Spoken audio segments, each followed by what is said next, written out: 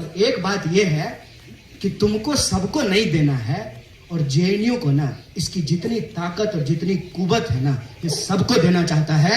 इसीलिए जब हम कहते हैं वी आर जेएनयू, मतलब हम सबका जेएनयू है।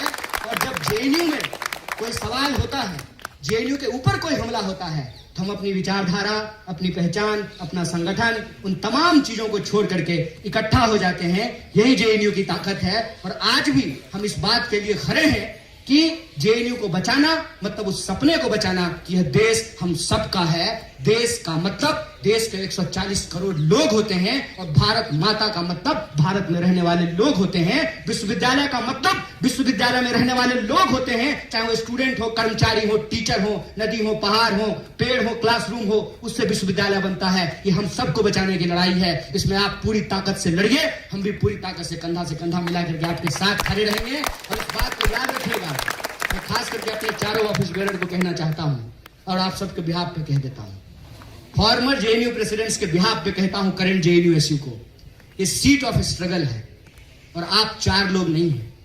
जब क्रैकडाउन हुआ 2016 में, अफरा तफरी मच गई, हर गेट पे पुलिस खड़ी थी, तो एक हमारे टीचर यही पढ़ाते हैं SSS में, सिगरेट पी रहे थे। क्या हाल है? तो ठीक है सर, पिलाइए। क्या सोच रहे हो? बोले सर समझ में नहीं आ रहा है, बड़ा माहौल खराब है, एक फोन काटते हैं दूसरा फोन आ जाता है। अभी यहीं पे जो दिल्ली पुलिस के भी स्टाफ घूम रहे थे, आज नाम नहीं लेंगे, नौकरी चली जाएगी। तो हम पूछे क्या माहौल है? बोला सर माहौल तो बहुत खराब है, हर तरफ से लोग जमा है, कभी भी हमला हो सकता है। हम बोले सर पता नहीं क्या करें।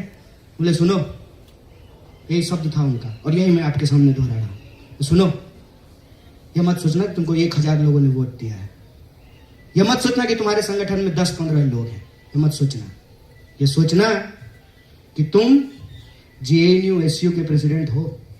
और जब हम जेएनयू एसयू कहते हैं ना, तो ये 2016 में नहीं है, यह आजादी के पहले शुरू होता है और ये तुम्हारे मरने के बाद भी कायम रहेगा। तुम उस परंपरा के वाहक हो। इस बात को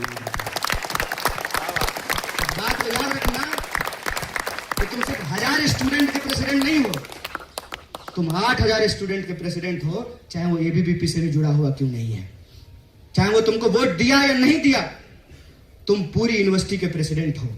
और तुम अगर भागे तो पूरा का पूरा यूनिवर्सिटी डिमोरलाइज होगा। तुम्हारे कंधे के ऊपर अब ये जिम्मेवारी है कि उस विरासत को, उस परंपरा को, उस सिलसिला को कायम रखो जिसको हम जेएनयू एसयू कहते हैं। तो आप 4 लोग नहीं हैं, आप जेएनयू एसयू हैं।